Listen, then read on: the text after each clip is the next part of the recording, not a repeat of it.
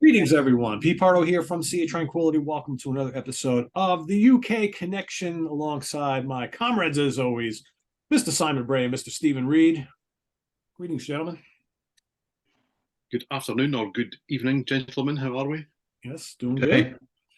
And for those of you who are, it's the morning, good morning to you. We're top of the morning. Good everything. Top of the morning to you. We don't have an Irishman on this show, but I know I had an old Irish friend who used to say it to me every morning, top of the morning to you. And I'm like, and to you as well.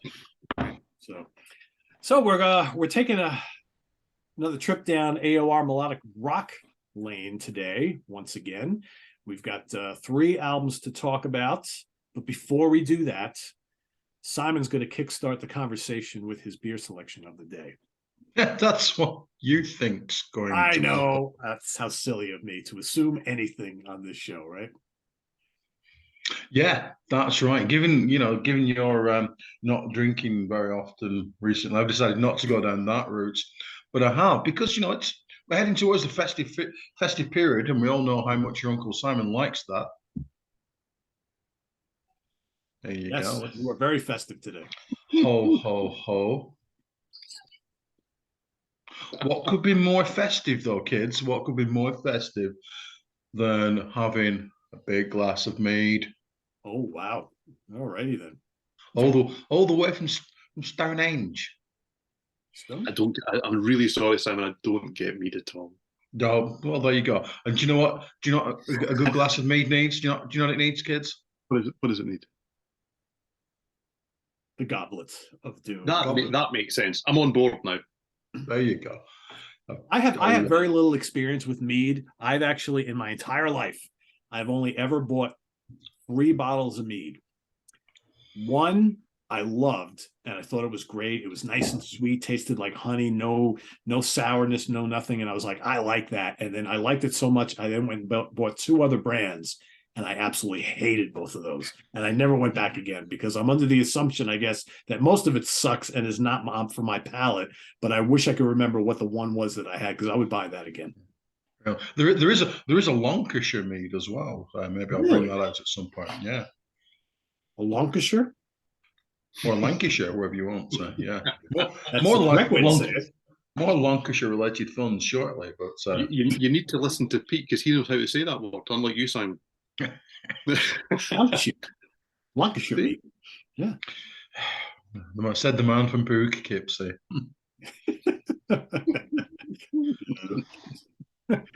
Yeah, I don't get mead. I like honey as a flavour or a flavouring. I don't like it as the predominant thing. So therefore, mead does not really work for me. See, the one I really liked really tasted like honey. The other 2 did not. And it was just kind of like a sour white wine. Didn't like it at all. But the one that really tasted like honey, I loved that. I thought that was amazing. I could drink that all day. Probably not a good thing to do, but I could drink it all day. No, probably not. No. Well, I'm in the same place as last week. I'm using the Sulworth Brewery again. So this is from the south of Scotland. I've had this one before on the show, but I couldn't resist it. Because this is the Black Galloway. It's a porter stroke stout. It can't quite make its mind up. I'm happy with that, because sometimes if it goes too porter, it's just a little touch too far for me. I like a stout, but I like a strong stout. So this really, really ticks all the boxes for me. It's 4.4%, I think it is. Supposedly it's named after the local cattle, which is clearly why it's got on the front. But anyway, there you go. I know from previous experience that this is just tremendously good. Love it. That's dark. Fear of the dark as well. Fear of the dark. That's right. Fear the dark, but still enjoy it at the same time. It's lovely. Really good. So I kind of hinted last week, and I talked about it a couple weeks ago, that I was very interested in going out and experimenting with some kind of like coconutty tropical beers, right? Well, and I think last week I drank a Left Hand Brewing Company peanut butter porter or peanut butter stout. Don't remember. I think it was peanut butter nitro stout. Well, today I'm getting tiki with it. Stephen will not like this because this is a coconut pineapple nitro wheat beer. 7.5%. This is one of those that's a little too strong for Mr. Pardo, but I will have one. So I bought a 4-pack of this. I've had it for like a month. So yeah, one at a time.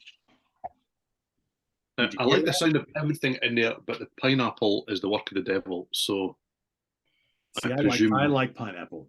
And wait do you see the We're also going to be talking absolute bollocks by the time we get around to Peter Frampton. Probably. Look at that. It looks like a pina colada. Look at how, I mean, that's obviously the nitro work in there, but it smells like a pina colada. And it tastes like a pina colada in a beer form. It's really good. But you got to like this sort of thing. If you're into sitting by the pool out in the tropics somewhere, sipping a big white frothy pina colada with lots of coconut and pineapple infused and rum and all that kind of stuff, that's what this tastes like. So I'll good. tell you, you know what? If somebody's willing to finance me to do that, I'll drink this beer, pineapple or not. Chance would be a fine thing. I could do that. It's -7 here, so I'm happy to go to where the palm trees are. Yeah, we're about the same as that at the moment as well.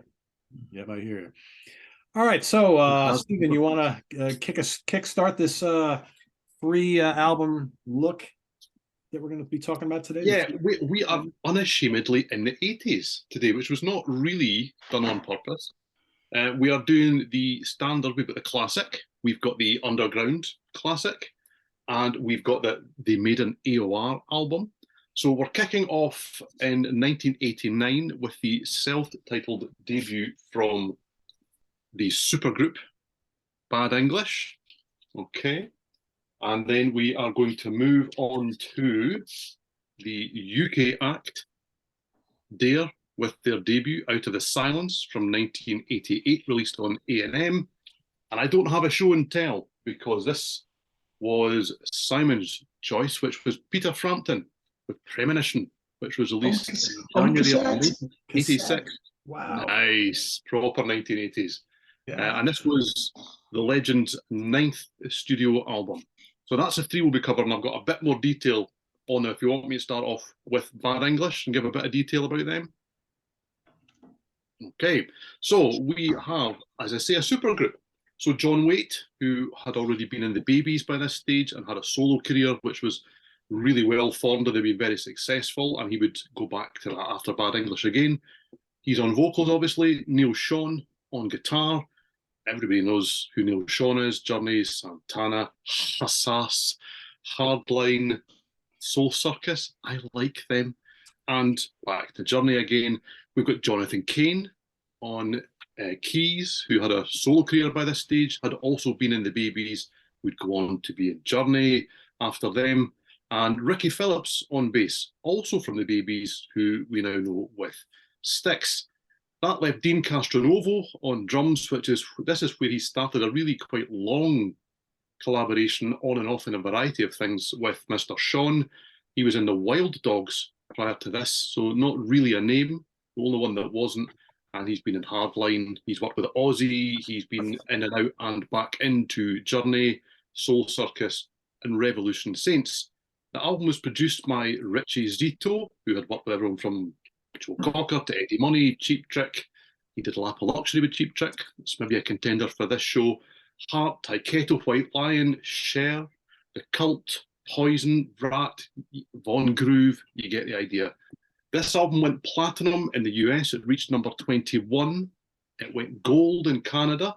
Only reached number 74 here in the UK. Didn't make much of a mark at all. And the single When I See You Smile went to number 1 in the US and was a massive selling hit. It was absolutely ginormous. So the band did one more album after that, and that was Backlash, and we may come on to that. There we go. So that's the Bad English debut. Cool. Simon, what do you think of Bad English? Well, before I tell you what I think of Bad English, what I've got to do is I've got to really get myself back into that groove of being in the 80s. And I'm going to roll my sleeves up as if I was in one of these bands. Yeah, I feel like it needs doing, because at some point, I'm going to do a power grab. I really am. I think at some point during every album, there's a power grab coming, don't you think? And yeah, friend of the show, George Lamy, doesn't think this is a classic record. I saw that.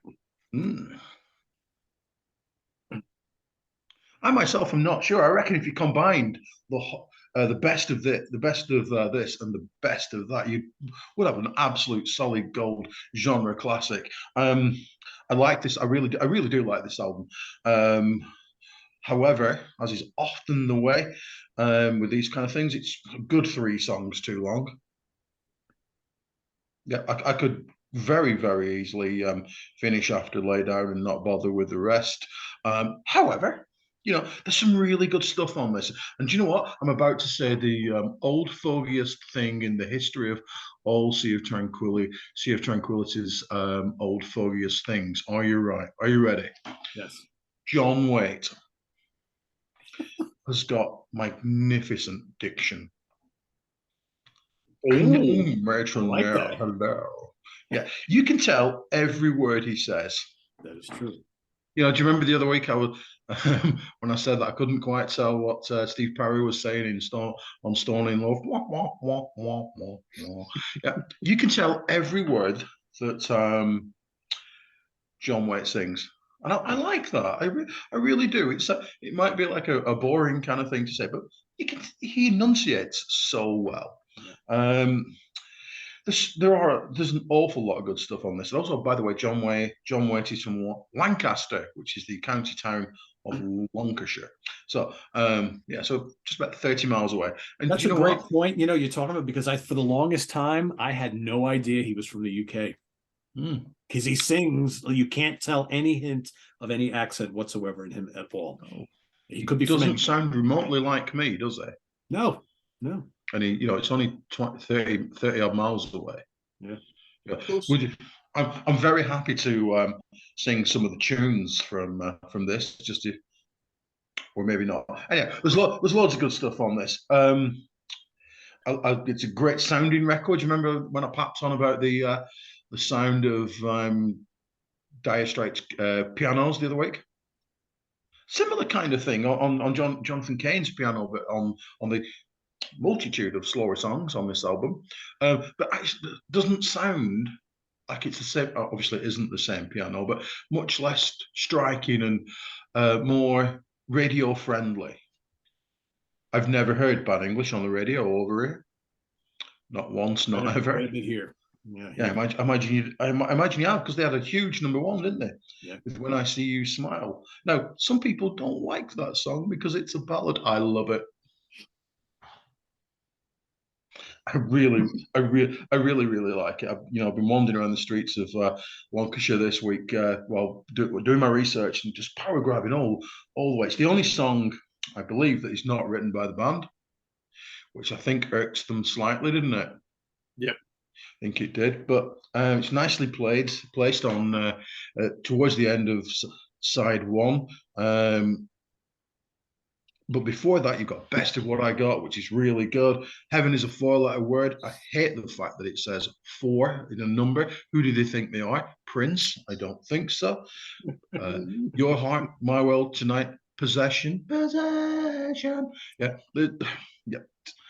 You like that? I was just like him then, wasn't I? Forget. I know. I had to look. I thought he was in the room. Oh yeah, tough times don't last, lovers do.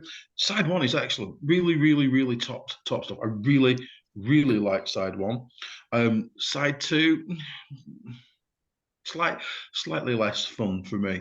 But do you know what? The performances are good. The singing, the singing is excellent. There's lots to like on this record, lots and lots to like. And if you are one of those people here in the UK that never picked it up, it's quite relatively cheap in places. So I very much would. Yeah, and it's one of those albums where Neil Sean kind of reins himself in. Mm-hmm. He's very good at the radio-friendly solo, isn't he? That he is. Yes, amazing. He's a master of knowing when enough is just not quite enough. Yeah, maybe not on the last couple of Journey records, but nonetheless on this one. And you know what? Are you ready for Simon's controversial moments of the week? I prefer both bad English albums over anything Journey has released since Raised on Radio. Okay. Yeah, there you go, Stephen. I've gone for it. You have, haven't you? Really? Wow, that is Even Eclipse. Yeah. Wow, I like Eclipse a lot. I like Eclipse. I like Arrival. I like. They're I all like. really good. Yeah, they're all really good. Yeah, well, Yeah, but that I think that talks to the strength of these two bad English albums more than anything else, right? Yeah. Because we're right and George is wrong. Sorry, George, you're outvoted on this one. He'll be in the comments now, will George? I'm sure he will.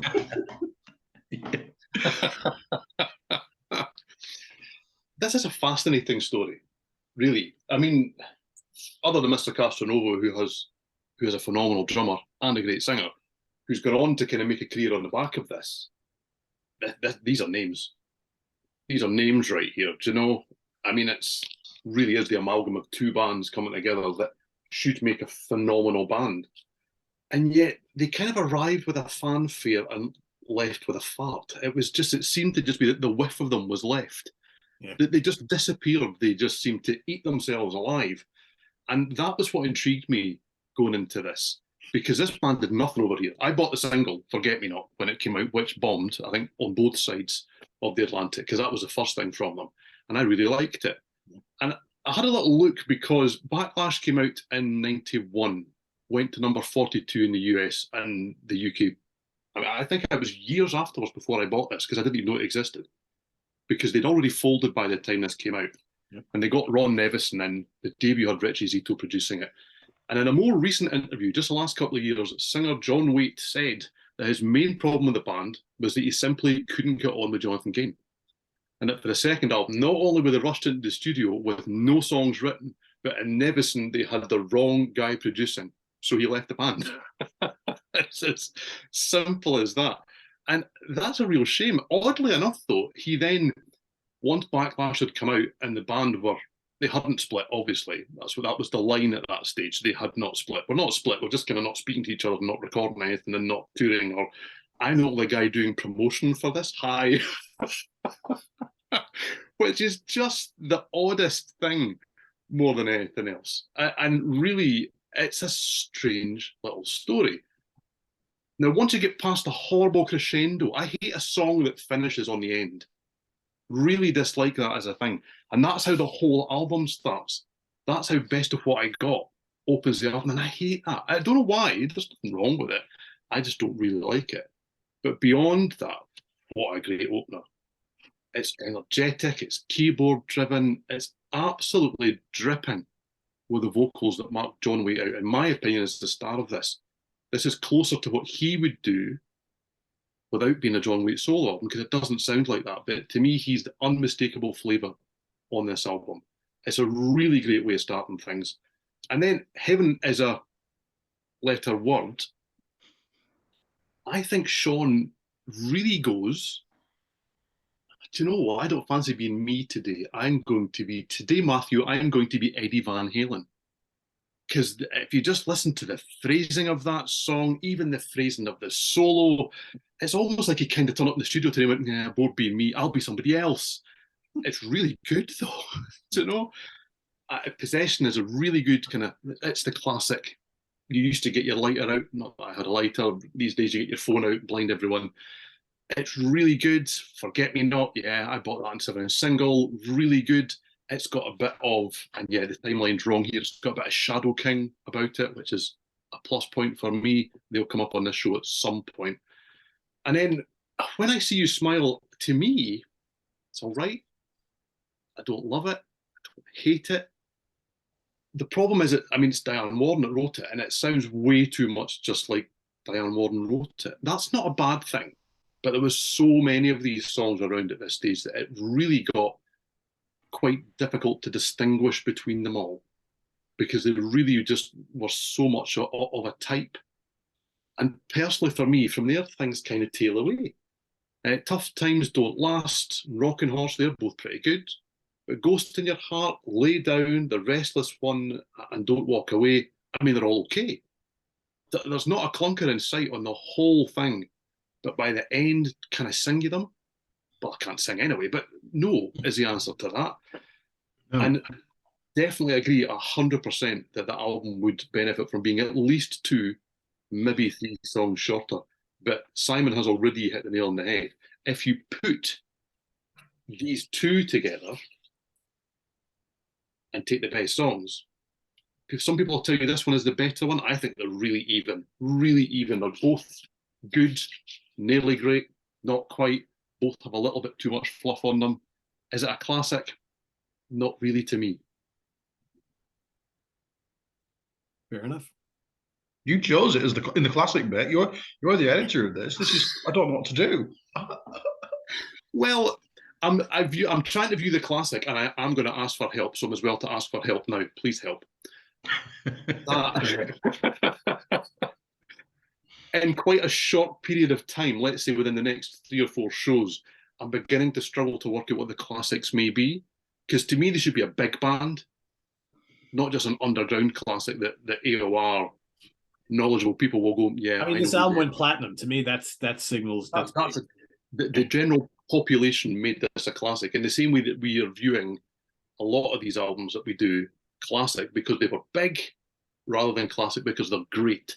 So this, to me, is a classic of the era, but not a classic of my collection.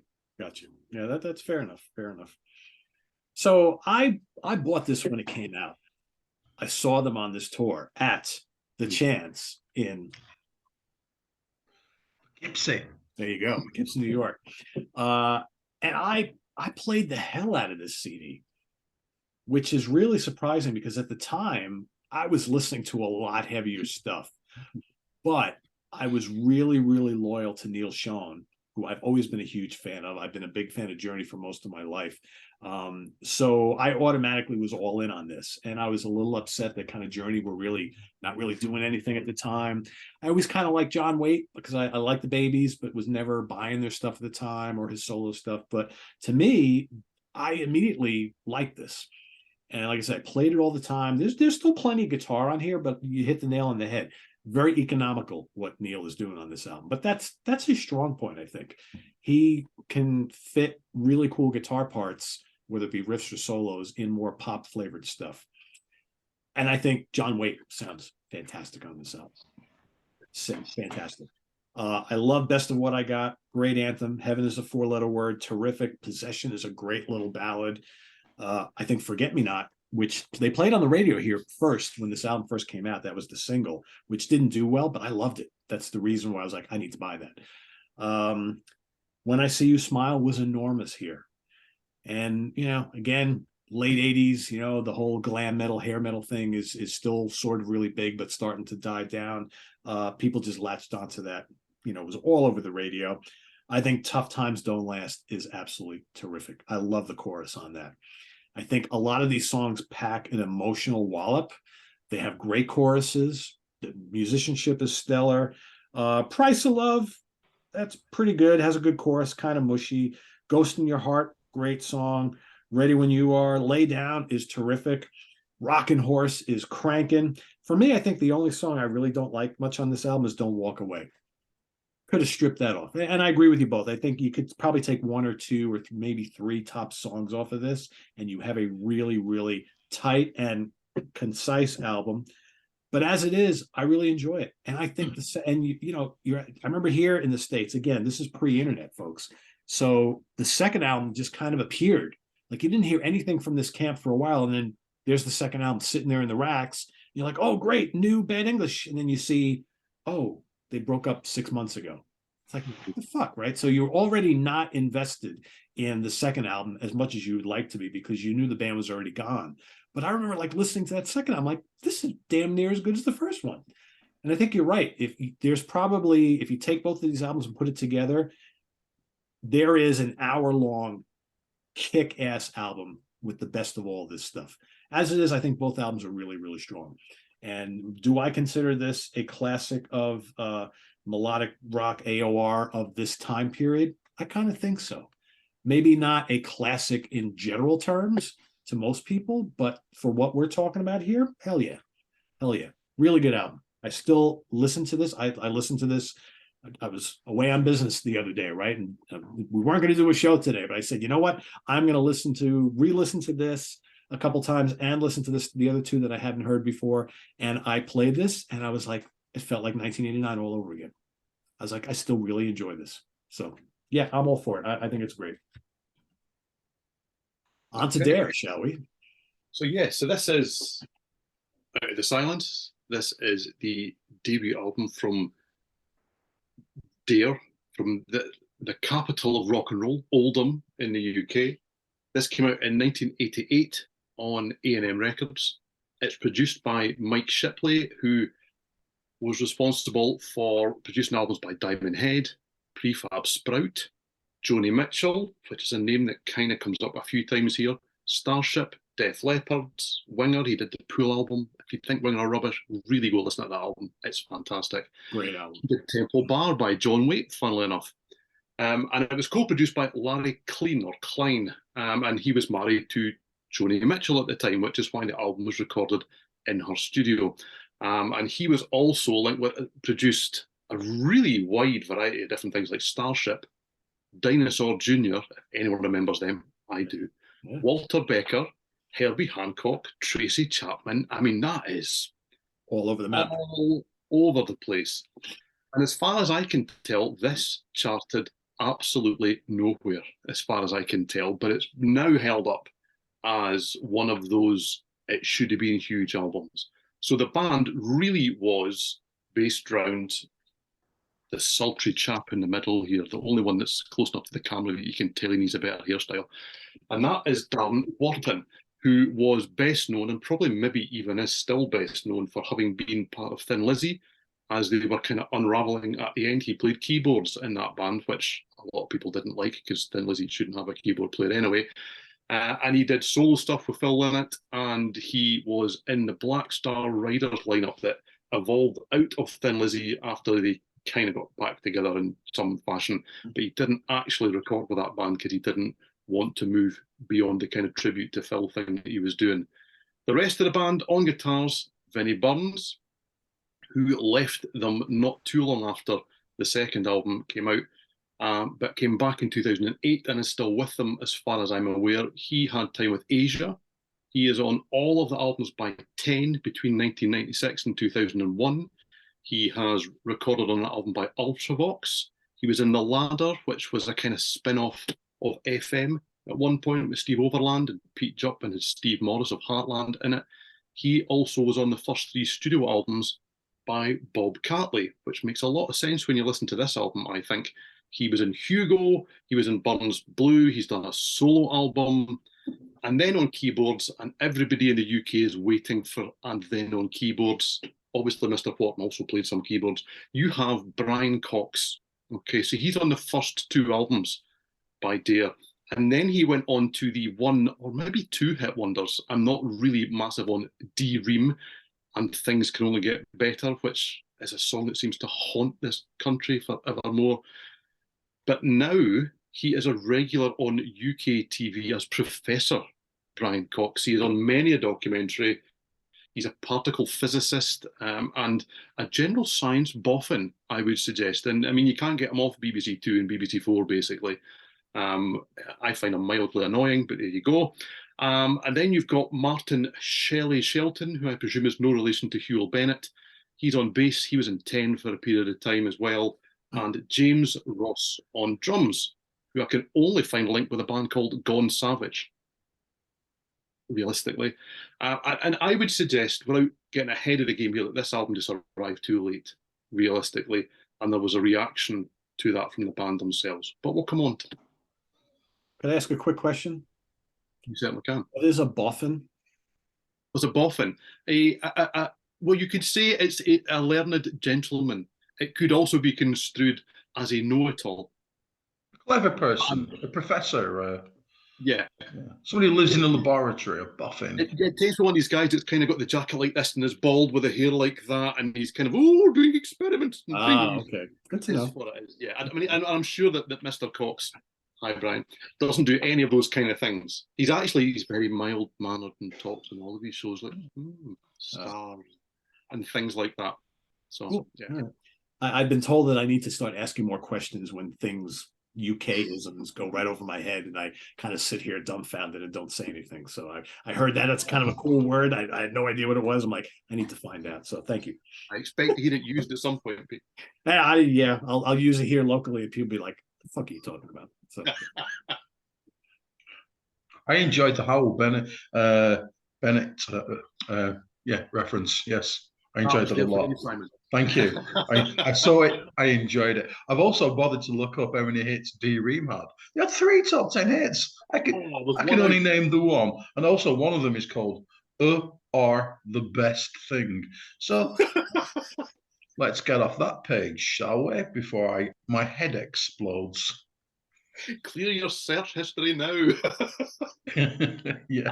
I probably should. Oh, anyway, yeah. Yes. Retro. Yes. Yeah. Shall I dare it up? Oh, please. Sure. Yes. Yeah. I've not overly familiar with Dare, although it was me that reviewed Calm Before the Storm 2. Yeah, 2. I gave it a big 4 stars. I said I liked it. I referenced 10. I must have been paying attention, mustn't I? I think though there's a lot to be said about these and 10. In that, I don't want to say that the singer's the weak link, but the singer. I think it's the sing. I haven't finished yet. Neither of those 2 singers, be it Gary Hughes or Darren Watson, have a voice that's radio friendly. I don't think. I'm going with it, and that to me is a good thing, because most singers have a kind of sameness about them, on hits, and Darren sounds like him, Gary Hughes sounds like him, they don't sound like many other people, and I think that's a problem for them in terms of exposure. And also, like you say, this album came out at exactly the wrong time, I think, did it not? And the image is exactly the wrong image it was being pumped out at that point. Yeah, that's no. I mean, they're about 2 years too late, in my opinion. Yeah. So, but that said, I have thoroughly enjoyed listening to this record. Thoroughly. I mean, doesn't mean I'm actually going to go and buy it, because they've got too much stuff for me to buy. And as you know, I only like to currently spend about 8 pence on a record at the moment, Stephen. You know that, don't you? But please, just whenever you're ready, name many better album starters than Abandon. Go on, I'm ready. That's work of absolute genius, isn't it? Really sets the stall. But it's also what I like about it. It's a bit wordy, like 10. It's got things to say. It's tuneful as all hell, isn't it? It really is. And also, while I'm remembering, you are correct that Oldham is the rock and roll capital of the UK, because that's where Michael James' Harvest came from. So it really is, isn't it? Yeah. Hey, Into the Fire is very Magnum-y. The keys are extremely Magnum-y, aren't they? I can't stop myself. they really are. As in, thank you. As indeed is the chorus. I have no idea how Nothing Is Stronger Than Love wasn't a hit. My notes just say hit in capital letters, question mark, question mark, question mark. There was a time that song would have been a massive hit. Admittedly, that time was 45 years ago, but I mean, does anybody else? This is I fully appreciate the answer is no, but does anybody else think that the opening bars to Runaway are in fact True Colors by Cyndi Lauper before it speeds up? No, just me. Possibly. I hear something else in that song, but okay. I look forward to finding out what it is. Again, it's pretty Magnum. I like the guitars. It kind of reminds me of some of the work on the first Storm album. The Storm does the guitar work. Yeah. Under the Sun, solid. Now the Rain Dance is where I think, that is Dare, because in my head, Dare are extremely Celtic-y. Spots, yeah. And they're not throughout this album, but on the Rain Dance, that is very much what I think that they sound like all the time. I'm going to assume I'm wrong. Not really. Not really. I'll come on to that in a bit. Not really. It also reminds me of the voice by John Farnham. Mm-hmm. I can hear that. Yeah, really like King of Spades, great ballad. The guitars on Heartbreaker are magnificent. Again, can't see why it's never got any radio play. And the cover of Can't Fight That Feeling, sorry, that's not quite true, is it? The album closer, Don't Squiggle Go, is according to my notes, is really, really good. And I think what it's got is it's got recognizable hooks that you think, well, that's a bit like that. I like that. That's somewhat like that. I like that. It's not 100% like this couldn't be anything else or anybody else. It's very much within the genre. It doesn't take the genre out and give it a good kicking. It plays within the confines, and I'm really, really pleased that you put this one in, because that pleased that I went out of focus. But yeah, very, very good choice from you, Stephen. Why, thank you. This is a really important album for me. This was huge for me when it came out. I played this all the time. I couldn't work out why nobody else knew who this band were. And it kind of evoked a reaction from the band themselves, because it didn't get really any notice. They had, I think, 3 singles that flitted somewhere between number 60 and number 100 in the UK charts. I think I probably bought all of those copies because I do have picture discs and 7-inch singles, and I was that guy. Kind of these days, that'd be number 1. If you bought 3 singles, that'd be number 1. Absolutely. So the next album, to go off at the tangent again, is Blood from Stone. Okay.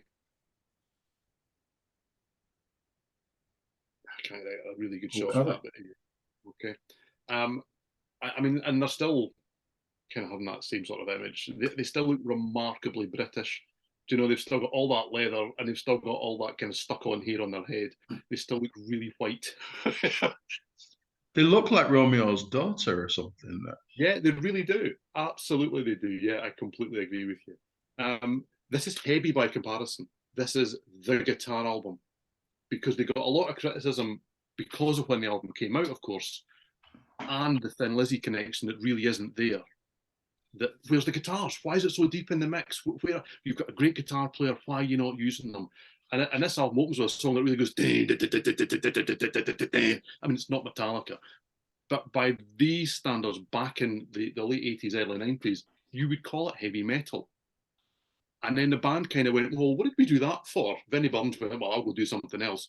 And they disappeared for quite some time and really came back as a Celtic rock band with a strong AOR leaning.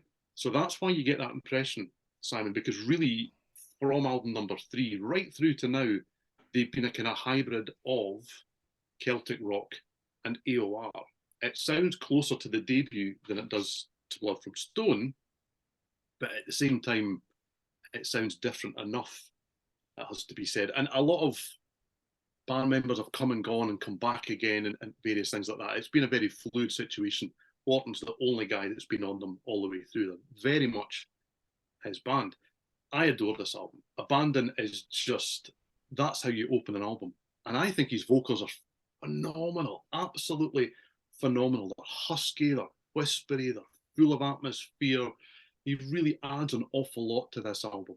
And it's a real massive selling point for me personally. And I know that some people are not quite so keen. I mean, I've written more than I could ever possibly read out on this show without just doing a review of this album and boring everyone to death. But the side 1 of this, I just think is phenomenal. Abandon, Into the Fire is brilliant. Nothing is Stronger Than Love. Runaway, not that Runaway, or the other Runaway for that matter, or probably the other Runaway, because there's about to be millions of songs called that. Under the Sun, the only one that kind of, yeah, okay. But yeah, you've got the Rain Dance, and that is just, it's got that Celtic feel. King of Spades is a ballad about Phil Lynott. It's really well put together and thought through. It's quite a poised and heartfelt thing without being schmaltzy and nonsense. And I just think that it's a tremendous album. I don't think it quite ends as well as it starts. A lot of albums really can probably suffer from that affliction, to be fair. But to me, it's their crowning achievement, and it always will be. they've done that thing where they went back and re-recorded it. I haven't even bought that because I just don't need people to muck about with things that I absolutely adore. I probably should. People tell me it's great. But yeah, I really, really like this album, and I like everything about this album. I even like the moody artwork.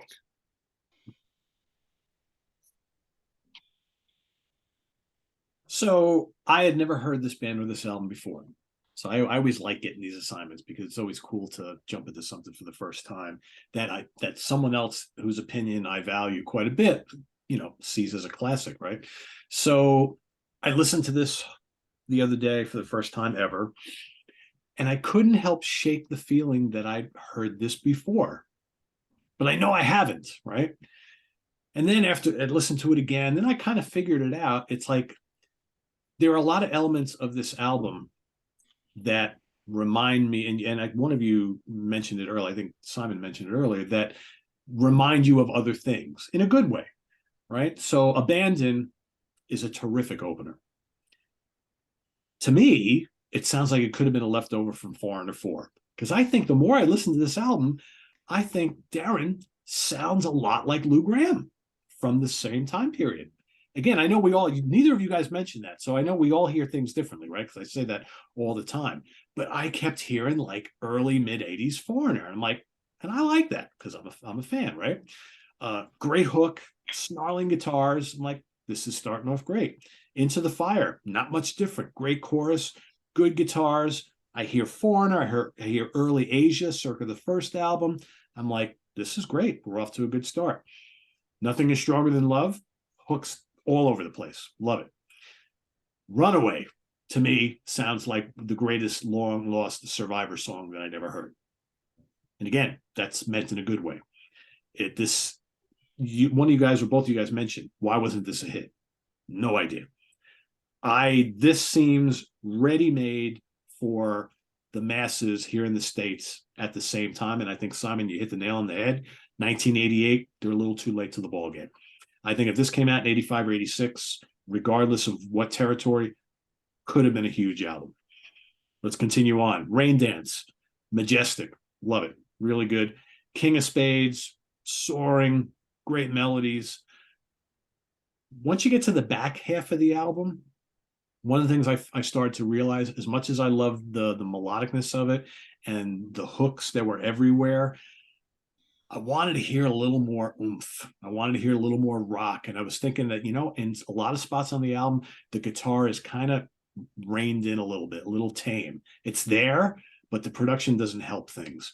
Heartbreaker, though, is a great rocking song. Now, all of a sudden, I'm hearing Shadow King,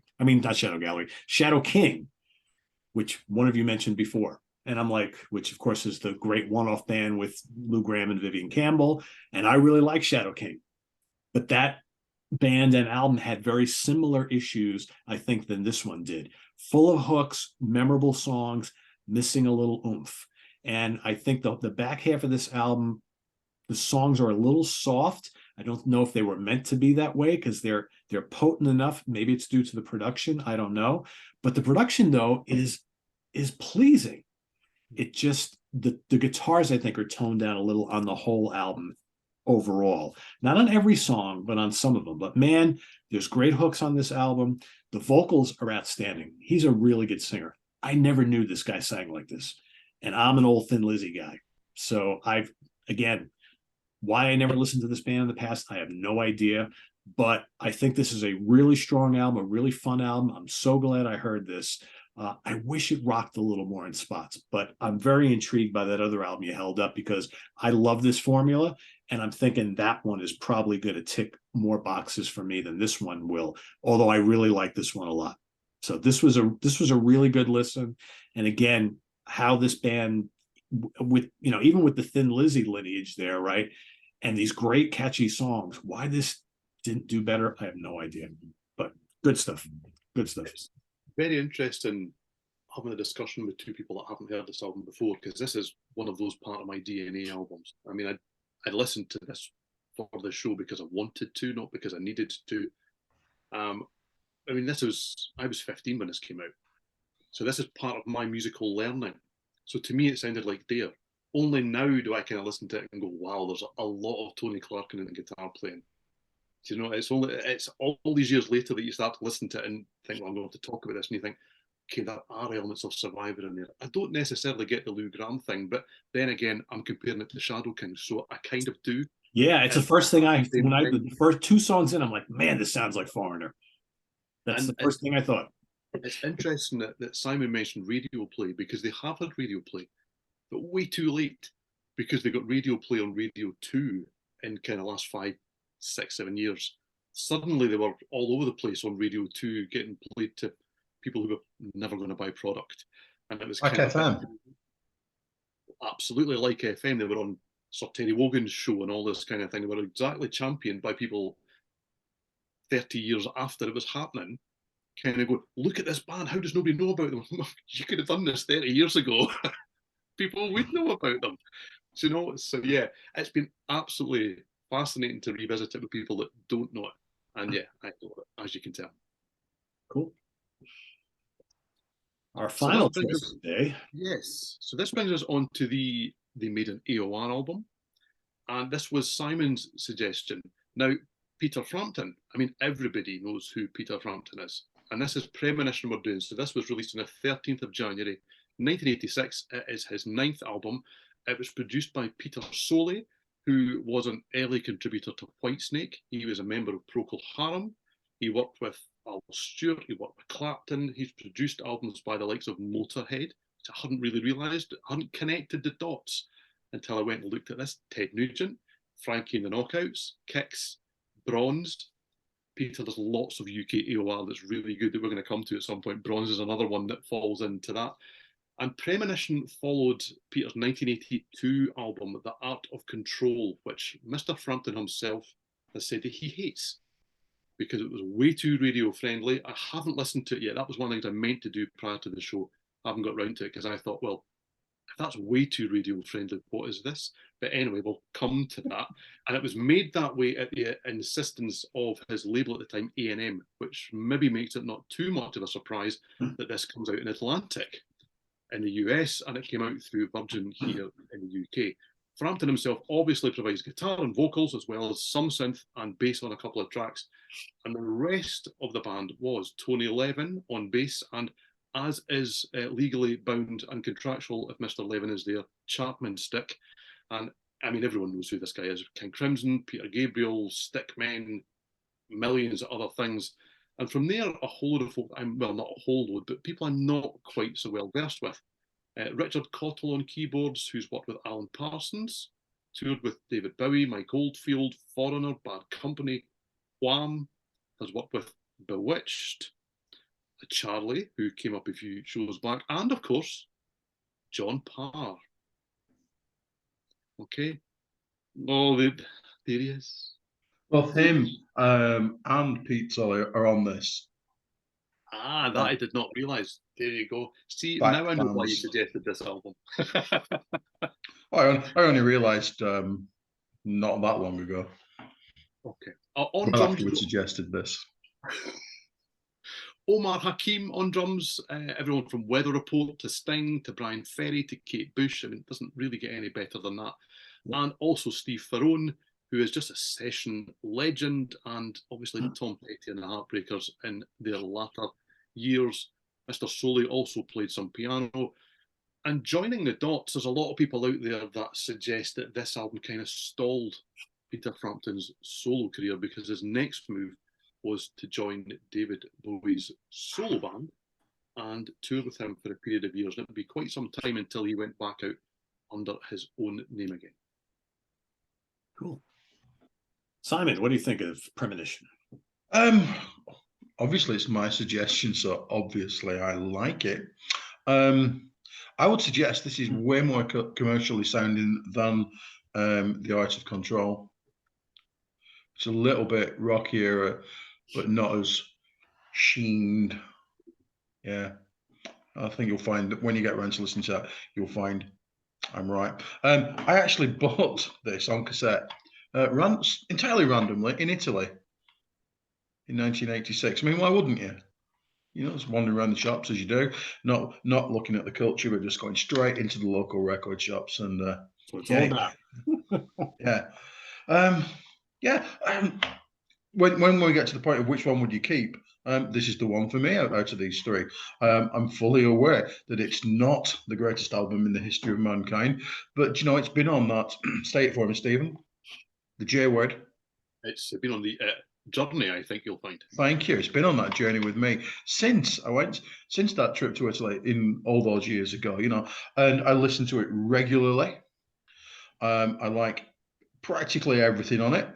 I'm going to go with I like everything on it. To be honest, it very, very much sounds like it came out at the time that it did. See what I did? I didn't use the dated word because that's not right. It does sound like when it came out though. Yeah, which was 1986, and it was made in 84, 85. Hiding from a Heartache's fantastic.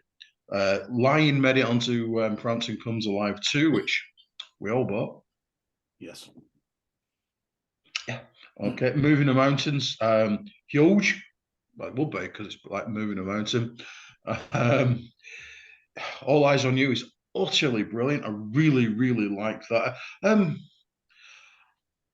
It's not particularly. It's not even remotely like anything that he made up till this point. It doesn't sound drippy poppy like I'm in You or anything like that, and it certainly doesn't sound noodly guitar like his stuff over the past 20 years maybe.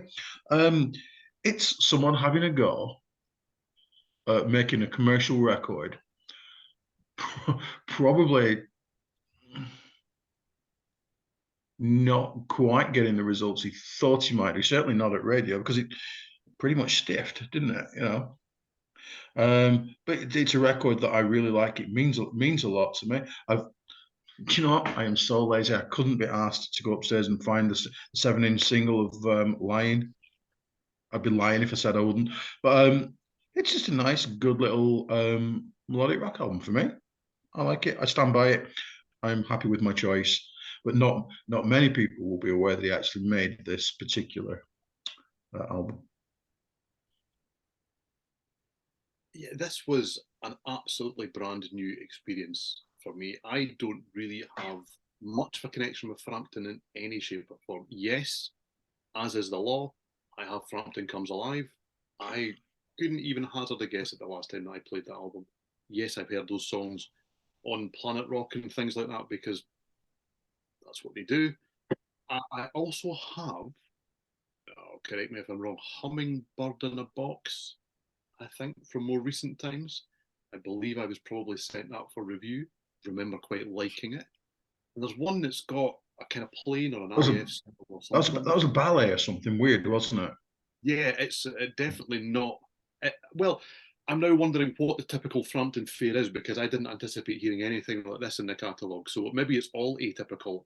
I'm not 100% sure. Maybe like all classic rock artists, he's made the acoustic album, live album. He's rocked. He's been a bit more middle of the road. He's done the blues. Done the instrumental album. Done the instrumental album. That's really good. Frampton forgets the word. He's just excellent. Thank you, Mr. Churchill's brilliant. He's just done lots and lots of things. I like that. Thank you, Mr. Churchill's excellent. Yes, I don't have it. Don't know why. I've heard it. Really liked it. Thank you. There you go. So yeah, this to me is, well, the word I've written is bizarre. It's an amalgam of so many different things. Not bringing any history with this album at all into this listing. It's a pop album. It's a new wave album. There's a little bit of rock. And yes, there's some out and out AOR. That isn't necessarily the strongest flavour for me here. Lying reminds me almost like Peter Gabriel if he'd been, Huey Lewis. I mean, if you ever got Peter in the news, I don't know. It's a really unusual thing. Stop is just, I mean, that is a song that was recorded when it was recorded. Yeah, I mean, I've written down influences that I don't think I've ever written down for like a review before, like Duran Duran, Tears for Fears, Midge. It's a dead ringer for something. The keyboard phrasings and the little that's going on just in the back, I cannot tell you. Please, somebody in the comments tell me the song, the band that it reminds me of. It has tormented me since I first listened to this album because there is one little section of keyboards that moves into another one that I think that just sounds like and I've never got there. Oh, it's driven me mad. It's so spot on, something I don't know. All Eyes on You, that was one of the album's singles, I believe. It's a little bit more kind of, there's a formula there. The guitars are a bit more prominent. Again, it's not really connected to what's happened before. And then Into View, I think quite tellingly has a little bit of, I think it's a bit of vocoder on there. It's like, that's who I was, which I think is an interesting thing to bring to this album, because there's nothing else that would hint that that's what it's going to do. I mean, there's big thumping drums, there's hammer and bass, the production is ultra heavy in places with the synths, not with the guitars. It's really, there's a lot of sheen here. I haven't heard what else is there, so I don't know how much sheen there is elsewhere. I hear touches of Genesis. I hear touches of Frankie Goes to Hollywood, Huey Lewis. It's a really strange, to me, Simon is utterly baffled by all of this. It's a really strange mix of things. And then you get to places where you think, oh, that keyboard sounds like, oh, it's like The Heat Is On by Glenn Frey. You think, huh? What? How did that happen? And the interesting thing is that, yes, I don't talk about a lot of these bands on a regular basis. I don't really dislike anything I've mentioned up to this point. And therefore, while it sounds like I'm about to tell you that what a heap of garbage this is, it's what a lot of fun it is. It's so much fun. I have found myself singing some of these songs that I've walked away from the album and thought, what have I just listened to? Really don't know. And I personally think that that is the main stumbling block for the album, not for my enjoyment of it, but for the album. I have no idea what it is. Absolutely no idea what it is. It strikes me as an artist that's going, I was this, I'd like to be that, let's meet it in the middle somewhere, and what pattern? It is really, really not what I anticipated. Is it an AOR album? I'm not even 100% certain of that. Should we be talking about it on this show? Absolutely, we should be talking about it on this show. Very interesting. I am delighted to have encountered this album. It's another one that Simon has suggested that has just made me smile and smile and smile. Yeah, I agree with you 100%. I had never heard this album before. I had no idea what to expect. And my background with Peter Frampton is I own Frampton Comes Alive because you have to, right? I even have Frampton Comes Alive 2. I have heard, I may even still have, I have heard and reviewed a couple of his solo albums in more recent times, which, as you mentioned before, run the gamut from, all instrumental to this, to that. He's really, when you look at his career, he's been all over the place his whole career. He never really settles on anything for too long. I'm a big fan of his work with Humble Pie. So, I like, as a guitar player and a vocalist, I really like Peter Frampton a lot, but for me, has he ever released like the ultimate, even like Frampton Comes Alive? I'm not an enormous fan of that album. It's great. It's classic for what it is, but like, I will never mention that as one of my favorite live albums of all time. So back to this album, I'm like, I'm listening to this album for the first time and I'm like, God, I never expected this from him, but maybe I should have, because he's always done all sorts of different things, right? I mean, the opening song Rocker, it's got these ridiculously cheesy 80s synths, but his guitars and his vocals sound great. And the guitar solo is really excellent. He's a great player. I've always thought he's a great, great player. Hiding from a Heartache, kind of bland, more of a ballad. So Well is upbeat and kind of funky and lots of fun. Totally different than what you heard before. Right around the middle of the album, I'm starting to think that this album reminds me a little bit of that Tommy Shaw album that we did not that long ago.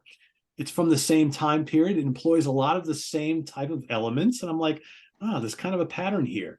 And I'm thinking, and a lot of these songs, I'm thinking, these are kind of fun, right? But there's a ton of synths. I wish there was more guitar in general. And then the guitar solo comes in, you're like, oh, that's really good. I want to hear more of that. And then you don't hear much more of that. You have to wait for the next song. And I'm like, I find that I'm waiting for the guitar solos in all these songs because there's not a lot of riffs. There's a lot of synths, cool vocals, and I'm seeing this pattern. I'm like, it feels like we've been here before. And I'm reminded of the Tommy Shaw album we talked about. Now, Moving a Mountain, that's more like it. That I like a lot. Big, crushing, heavy rocker from Frampton, all sorts of guitars and riffs. It's heavy, it's nasty, it's got attitude. But really, that's the only song on here that you really get that full on.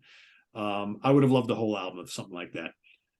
All Eyes on You, catchy kind of power ballad. I like that. Love the chorus. Interview, no interest in that. Call the Wild is good, memorable, a little more rocky on the guitars. Love the chorus. The synths are well placed, not that overpowering. It's an interesting album. The songs that I liked, I really liked. The stuff I didn't care for, unfortunately, is probably like 60% of the album. I didn't hate any of it, but I was just kind of like, I don't know. To me, it just didn't really move me a lot. But the stuff that I liked was really, really good. And it just screams to me of an artist who had some really highs in his career and trying to figure out how to navigate through a difficult decade in the 80s for a lot of 70s rockers who are trying to figure out what they should be doing. And he took a stab at this. And Steven, I agree 100%. Is some of this melodic rock or AOR? Not really. Some of it really is. But I think it's Frampton trying to come to grips with what he should be doing in this decade that has changed music so much. And he's trying to adapt. I think it really worked on some of this stuff. On others, for me anyway, it didn't really work. But I liked enough of this as to enjoy this album. You know, as Simon was saying earlier, would I go out and buy this? Probably not. But the songs I liked on here were really good. You know, like I would love to hear it. You know, Peter, if you're watching, you're obviously not, and I know he's going through some health things. If you could do a whole album like Moving a Mountain, for me personally, I would buy it. I would listen to it always. He's got nothing else to do at the moment, has he? You know, he's just do retired it. from touring. Awesome. Everybody watching, if you haven't heard this album, go listen to Moving a Mountain somewhere, and you will enjoy that. And then you'll think, oh, let me go listen to the rest of this album. And you're like, okay, this is kind of weird. The rest of the album isn't really like this. No, it's not. But I don't know. Cool. I will say his guitar playing is really good on this album in a different framework than what we'd expect from him. But I just, man, there's like 5 or 6 songs where I'm kind of like, the songs are going and I'm kind of like, all right, can we get to the solo? Oh, there it is. Yeah, that's great. And then it goes back to all the synths and everything. And I'm kind of like, yeah, let's go to the next song. But I don't know. That's just me. But I can, you know, one of the things that's so cool about doing something like this, and Simon hit the nail on the head before, Simon has a story to go behind him coming into exposure to this album for the first time. And a lot of times it's our experiences with pieces of music that carry us through life. So, you know, Steven and I heard this album for the first time over the last week. Meanwhile, Simon's got 35 years of experience with this album, and it's tied back to a great time in his life where he discovered Premonition. So, and that's the way music is meant to be discovered. So that's why someone can have that love for a piece of recorded work in a certain way and someone else not, because there's not that history behind your time spent with it, so to speak. Have either of you seen the video for Lying? No, I probably should watch it. Is it good? Oh, yes. It's got lots of rolled up sleeves, and the synth player definitely thinks he's Jeff Downes or something like that. There you go. Multitasking. Oh yeah, very much so. I think he's wearing a headpiece as well. I've absolutely no idea why. But at the end of the video, Frampton walks down the stairs, and the tramp says to him, "Didn't you used to be Peter Frampton or Jeff Beck?" Or someone like that, or Jimi Hendrix, as he walks into this. So he absolutely had a sense of humor about the situation, didn't he? Because, you know, I mean, gone from biggest star in world to, you know, making a interesting record as described by Pete Pardo, 2022. It's got to be difficult when you're and you know, by the time Frampton Comes Alive came out, he already had like a really long career up to that point. So it's got to be difficult that your defining moment was a live album that was basically a greatest hits live album, and then you never even came close to anything besides that. I think as well, though, that for a guy who was so established, I mean, he really was absolutely ginormous at one point. To have a record label turn around for his album prior to this and say to him, what you should sound like is, I mean, no wonder he's moved on to something else, whether it's sonically different or not, and kind of going, oh, I'm going to enjoy this now. Yeah, I don't know. You know, sometimes timing is everything too. So he unfortunately made a bad decision of following up Frampton Comes Alive shortly thereafter with taking part in that disastrous Sergeant Pepper movie, and soundtrack, which was a giant disaster, right? I don't think that helped things, but he had, I mean, some of those couple albums that came out after Frampton Comes Alive were really good, but I don't know what it was. That success didn't really carry over for him. It's a shame. I mean, talented guy, but I don't know. Best guitarist I've ever seen live. Yeah. Yeah, absolutely phenomenal. Yeah. Obviously. So I guess we have to choose which one of these we would keep, right? I was going to say, it begs the question is, so Simon has already nailed his colours to the mast. So Simon, what album of the three are you keeping? Here we go. Right, Peter. So what album of the three, if you can only keep one, which are you keeping? And I think for the first time we have no consensus whatsoever then, because I could not part with this. I just couldn't part with it. Now, do you see a pattern here? Yep. We all pick the album that we have that long history with, that story with. That's what it's all about, right? His music is a connection. Yeah. Yes, it's great songs and it's hooks and choruses or great solos or favourite musicians. It is about the connection that you've made, whether that was last week or whether that was 40 years ago, but there's something there that just clicks with you, and there you go. Don't you love at the end of the episode where the moral of the story perfectly lays itself out, right?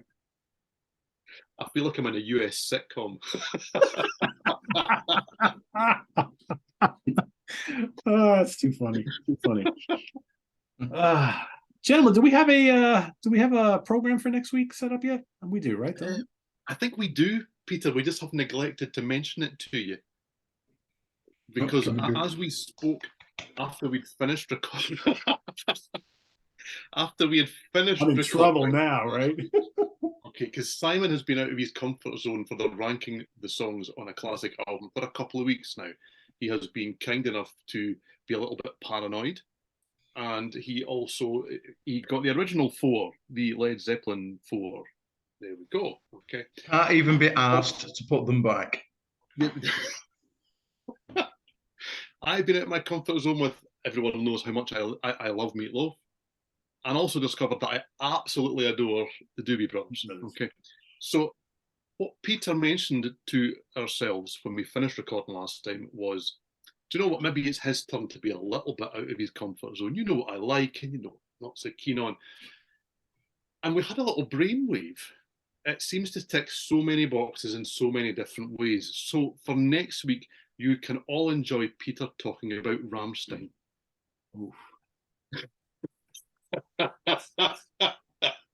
Alrighty then. You may even mutter about it. Which album is this? Mutter? Mutter. Okay. Oh, there is a God. Alrighty then. Obviously, bonus edition. Yeah, I must admit that the version I don't have these days had a white cover. I believe same cover but in a different colour. Okay. There you go. Well, for all of you people, and there are a lot of you who have been pleading with me for months and years, when are you going to talk about Rammstein on Sea of Tranquility? Tune in next week. Same bat time, same bat channel. I will be muttering about Mutter. Wow. Okay, cool. I am up for the challenge. Okay, cool. I don't mean that. I believe we've been taken off the air. And the week after, it's the first Ramones album. And, well, I like the Ramones too, so there we go. So there you have it, everybody. Rammstein next week. Visit us on the web at www.seatranquility.org. We're on Facebook. We're on YouTube in Poughkeepsie, New York, all the damn time. For Simon Bray and Steven Reid, I am Pete Pardo. Let us know what you think of the 3 albums we talked about today, down below Simon, all the way down below somewhere. And get ready for Rammstein coming up next week. So have a great rest of the weekend, everybody. We'll see you tomorrow on Ranking the Albums. It'll be myself ranking the albums of Spiritual Beggars. Michael Amat's great stoner rock band, and from Sweden. That's coming up tomorrow. So till then, we'll see you all later. For Simon Bray and Steven Reid, I'm Pete Pardo. Have a good one, everybody.